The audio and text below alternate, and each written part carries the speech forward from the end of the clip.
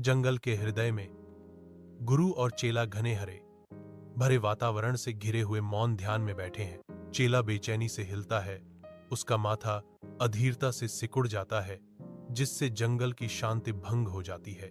चेला चुप्पी तोड़ता है, उसकी आवाज लालसा से भरी है। गुरुदेव, मुझे ज्ञान कब प्राप्त होगा? गुरु शांति से जवाब देते हैं, उनकी आवाज ज्ञान से गूंजती है। तुम्हें और धैर्य रखना होगा। चेला चुपचाप बैठता है, गुरु के शब्दों पर विचार करता है, क्योंकि जंगल का शांत वातावरण उन्हें घेरे हुए है।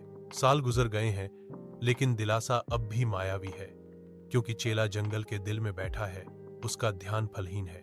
चेला का थका हुआ भाव निराशा को बढ़ाता है, क्योंकि यह असफल ध्यान के भार से दबे हुए एक आत्मा को प्रकट करता है। चेला को अपनी गलती का एहसास होता है, उसकी आंखें समझ की एक झलक के साथ थोड़ी खुल जाती हैं।